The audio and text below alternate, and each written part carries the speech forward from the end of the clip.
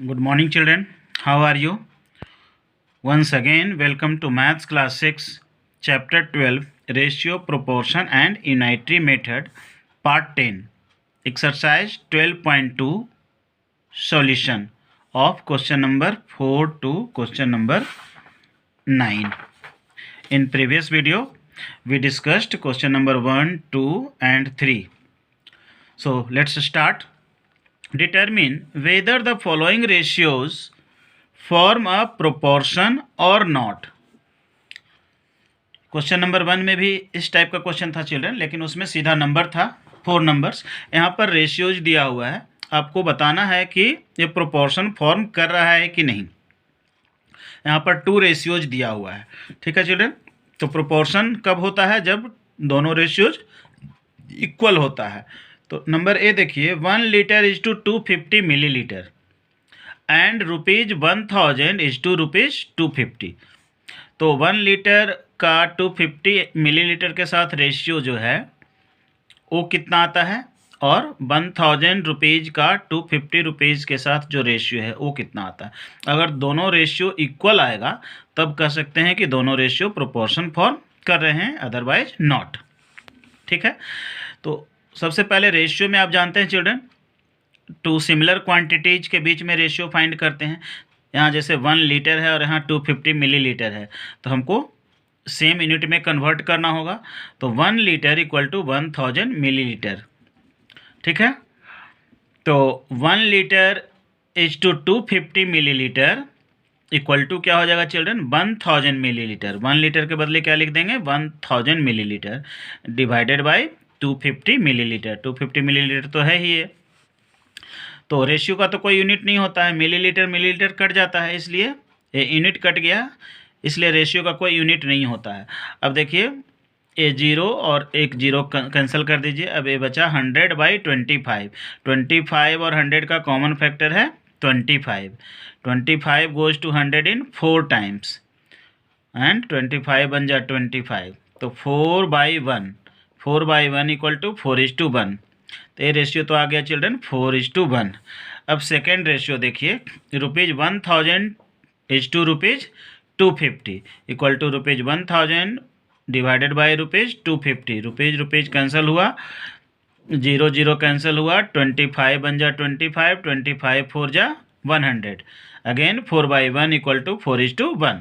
ठीक है चिल्ड्रन, तो you can see that both ratios are equal since 1 litre is to 250 millilitre is equal to ₹1000 is to ₹250।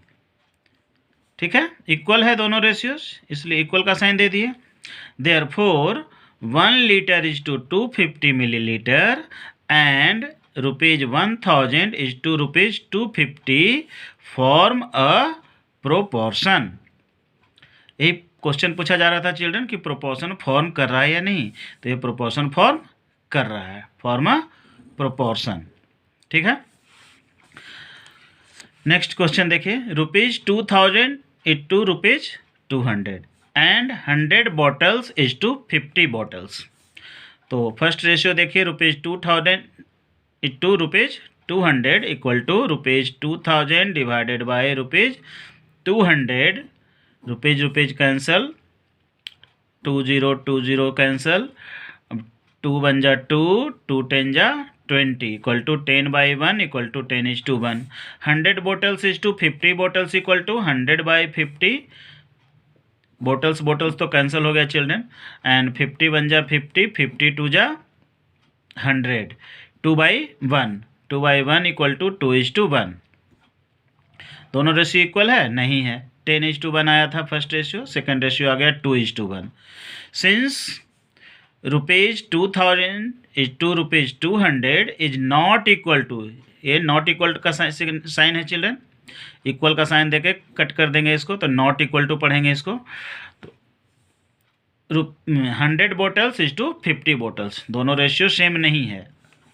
ठीक है, therefore ₹200 is to ₹2000 is to ₹200 and 100 bottles is to 50 bottles do not form a proportion।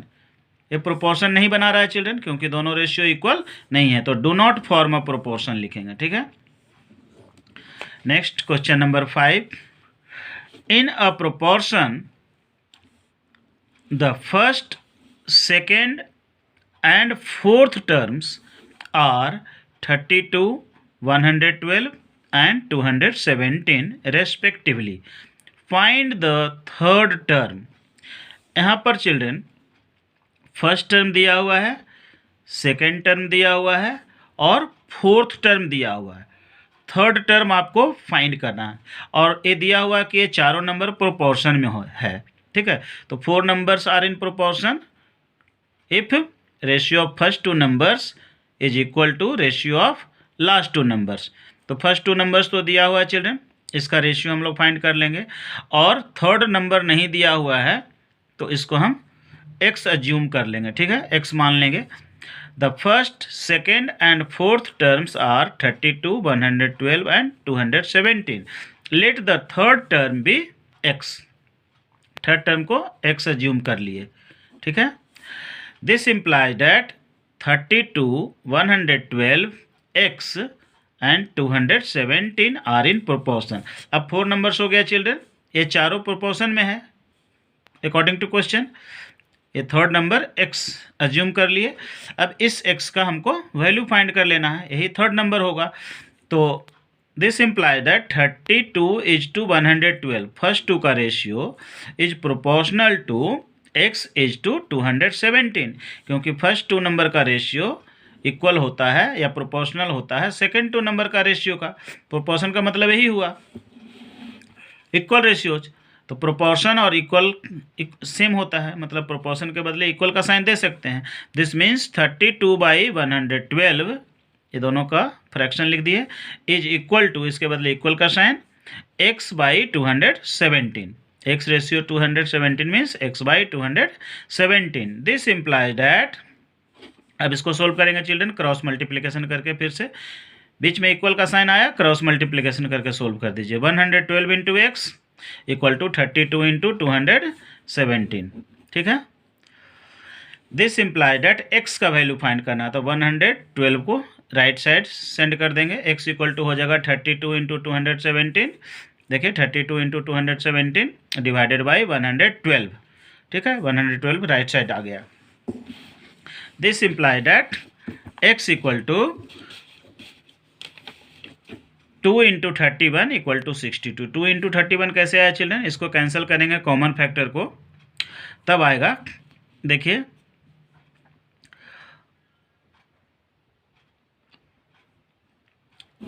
32 और 112 का common factor है 16। 16 के table में 32 आता है, 16 2 जा 32 2 टाइम्स में, और 16 के टेबल में 112 कितना टाइम में आता है, 7 टाइम्स में, 16 7 जा 112, ठीक है। अब देखिए 217 है और 7 है, ये 7 दोनों का कॉमन फैक्टर है, 7 1 जा 7, इसको कैंसिल कर दीजिए, इस 7 को 7 1 जा 7 और 7 से इसको डिवाइड कीजिए, 7 3 जा 21, और देखिए 7 है, 7 1 जा 7, 31 आ गया, ठीक है। तो 2 इंटू 31, नीचे तो 1 आ गया, तो 2 इंटू 31 इक्वल टू हो गया कितना, 62। तो x का वैल्यू हो गया आपका 62, ठीक है। Therefore the third term of the proportion is 62। यही फाइंड करना था children, third term of the proportion, तो ये 62 हो गया। अब यहाँ 62 आ जाएगा, तो ये दोनों का रेशियो और 62 और 217 का रेशियो दोनों इक्वल आएगा, आप चेक करके देख सकते हैं, क्रॉस चेक। नेक्स्ट देखिए children, find x if 25 35 x are in continued proportion. अब यहाँ पर कंटिन्यूड प्रोपोर्शन है चिल्ड्रन, और x का वैल्यू फाइंड करना है, तो 25 35 x are in continued proportion. This imply that 25 is to 35 is proportional to 35 is to x। देखिए कंटिन्यूड प्रोपोर्शन का मतलब क्या होता है, 3 ही नंबर है, तो ये दोनों का रेशियो 25 और 35 का रेशियो जो होगा इक्वल होगा 35 और x का रेशियो, मतलब ये वाला नंबर रिपीट होगा। ठीक है, 25:35 और 35:x। ठीक है, तो x का वैल्यू निकल जाएगा। तो कंटिन्यूड प्रोपोर्शन का मतलब यही होता है। तो इसको अगर सोल्व करेंगे चिल्ड्रन तो क्या हो जाएगा, 25:35 का मतलब 25/35 प्रोपोर्शन का बदले इक्वल का साइन देंगे, 35:x के मतलब 35/x। दिस इम्प्लाई डैट, अब यहाँ क्रॉस मल्टीप्लीकेशन कीजिए, 25 × x इक्वल टू 35 × 35। ठीक है,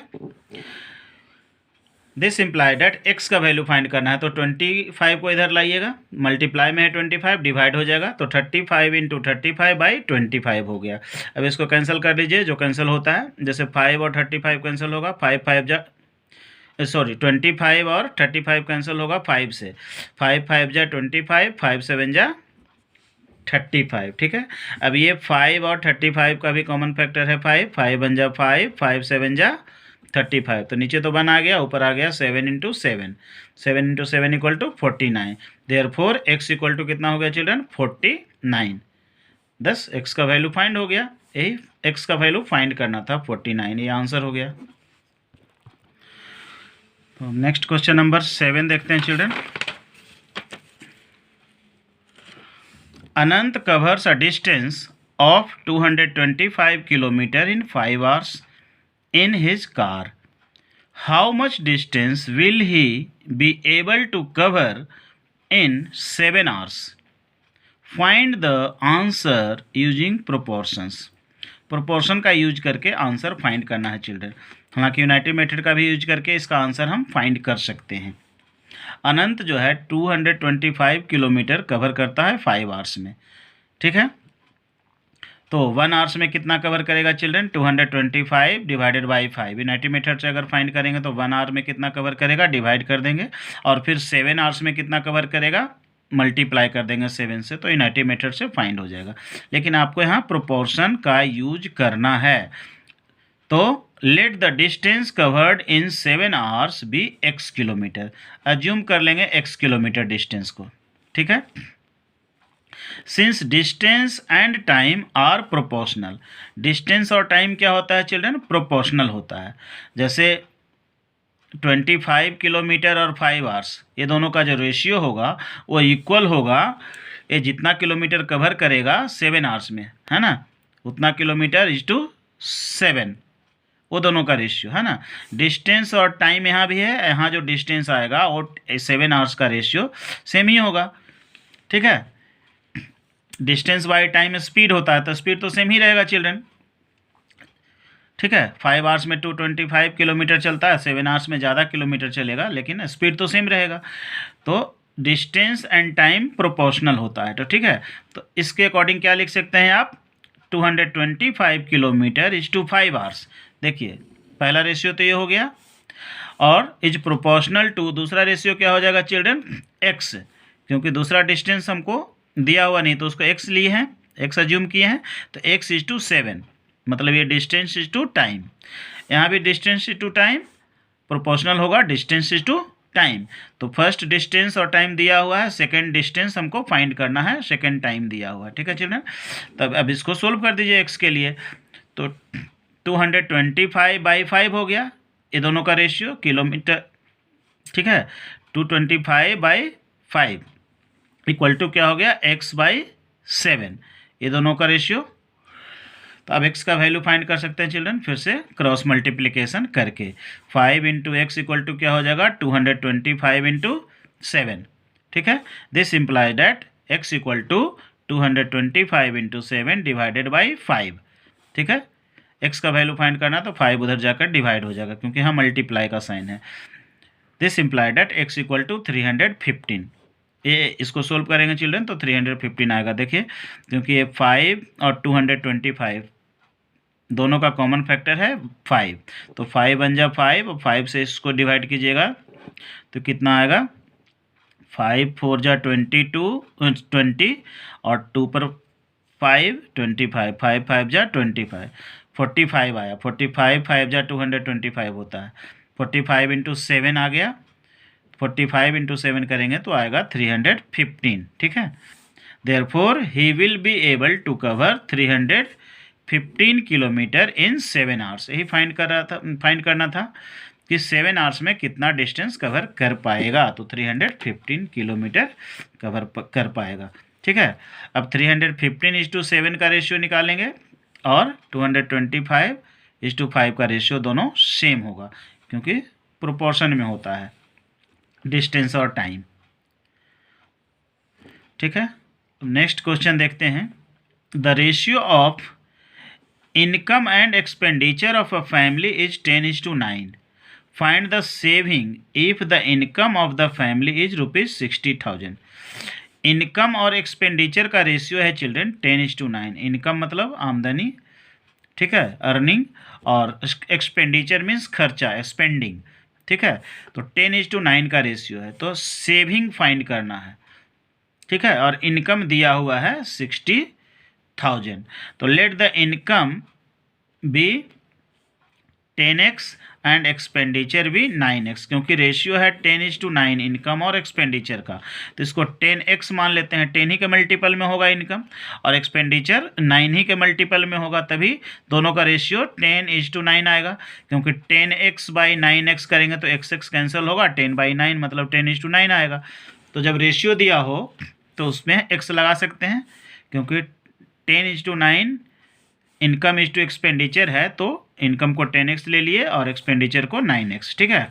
this imply that 10x equal to क्या हो गया चिल्ड्रन, 60,000। क्यों? क्योंकि 10x क्या है, इनकम है, इनकम को 10x लिए हैं, और यहाँ पर इनकम दिया हुआ है चिल्ड्रन 60,000, ठीक है। सेविंग फाइंड करना है if income of the family 60,000, तो इसका मतलब 10x इक्वल टू 60,000 हो गया। x इक्वल टू क्या हो गया, ₹60,000 डिवाइडेड बाई 10 इक्वल टू ₹6,000। 60,000 को 10 से डिवाइड करेंगे तो 1 0 कैंसिल करेंगे तो ये 6,000 होगा। तो x इक्वल टू हो गया चिल्ड्रन 6,000।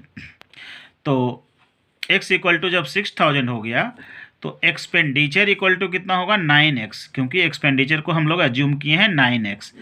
9x मतलब क्या हुआ, 9 into x equal to 9 into x का वैल्यू फाइंड किए 6,000, तो 9 इंटू ₹6,000 इक्वल टू ₹54,000, ठीक है चिल्ड्रन। इट मीन्स कि एक्सपेंडिचर इक्वल टू ₹54,000, ठीक है। एक्सपेंडिचर हमको 54,000 फाइंड हो गया। और फाइंड क्या करना था चिल्ड्रन, सेविंग। अब सेविंग इक्वल टू क्या होता है, इनकम माइनस एक्सपेंडिचर। सेविंग मतलब होता है बचत, तो बचत कितना होगा, जितना इनकम होगा उसमें अगर हम खर्चा को निकाल दें, एक्सपेंडिचर को माइनस कर दें, तो वो सेविंग बचा। Income minus expenditure equal to saving होता है।